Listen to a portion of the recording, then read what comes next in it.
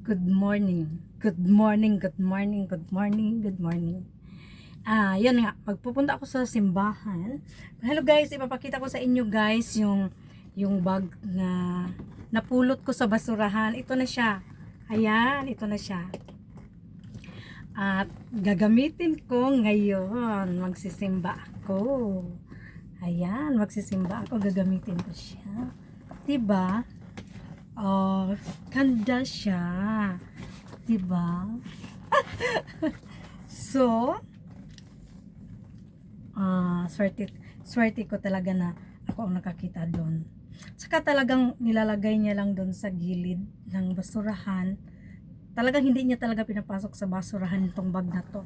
Nilagay niya lang doon sa gilid kasi para siguro alam niya na mayroong kukuha nito. So ako nga ang nakakuha ng bag na ito. Ayan siya. So, ayan siya, di ba? Oh, bagay. Hi, God bless you guys. Kasi nga magsisimba ako ngayon. So, kasi off ko ngayon. It's my holiday today and tomorrow. Kasi Eid nga dito sa Dubai. So, wala din akong pasok bukas. So, iniisip ko bukas na maglilinis ako dito sa buong kong kwarto. Ayan, yung kwarto ko guys. Ito yung kwarto ko. Pakita ko sa inyo. Ayan, nandito yung sampayan ko sa taas. Andyan yung sampayan ko pag naglalaba ako. Dito na lang sa loob ng kwarto ko. Ayan. So, ito lang yung space ng kwarto ko. Pero pag titingnan nyo, ang lalaki niya, diba? So, dito na lahat. Ayan, yung mga belt ko. Tapos ito pa yung mga iba kong mga ano, dito yung nilagay ko yung mga ano ko, yung mga pantulog. So, talagang ano, tiis lang. Sanayan lang ba? So, yun. Tapos dyan sa taas, meron din diyang nakahiga. Si Ate Tess, dyan siya sa taas, nakahiga sa taas ko. Kasi nga, tapos ito yung hagdana namin. Napaka-unique ng hagdana namin. So, ito siya magdadaan, papunta ng taas. Ganon. Oops! Yun na yung higaan niya doon sa taas, guys. So, kasi nga, practical lang ba? Na ano, kasi higaan mo lang naman punta ka na sa trabaho, ayan na yung bed guys, di ba?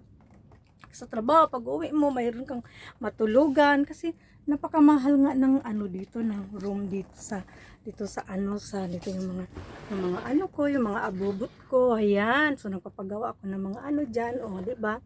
So enjoy life lang na nagtatrabaho ka, ganun lang. Isipin yung mga ibang mga bagay na kailangan makontento sa anong mayroon tayo, di ba? So, ngayon, kasi naghihintay ako sa pastor namin na siya daw magsusundo sa amin kasi wala si Sister Glory papunta sa church. So, hinihintay ko siya. So, nagbablog muna ako na konti lang, sandali lang. Binablog ko yung sarili ko na ito na nga, nagagamit ko na yung bag na nakita ko doon sa basurahan. Pag minsan pag suswertihin ka nga, 'di ba? Kasi minsan doon lang sa basurahan sa trabahuan ko. Talagang basura lang talaga doon tinatapon, palaging basura. Minsan lang ka talaga makakita yung mayroong mga gamit na pinagtatapon nila. Pag yung iba na mag-aalis na sila, babalik na sila sa kanilang mga lugar kasi mostly kasi doon sa tinitirahan ko mga mga puti, mga British, kahit na ibang lahi. Tapos yun, makakita ka ng mga gamit na napakaganda pa. So, pero ang hirap naman kasi mabibigat, hindi mo pwedeng madala, di ba? Kasi ang hirap nga dito sa dito sa pinagtatrabuhan ko sa UAE. So, ito lang na marami pa sana, kaso lang nahihiya ako kasi andyan kasi si amo, baka nang sasabihin mo. So, ito lang kinuha ko na pwede kong na ipasok ko dun sa sa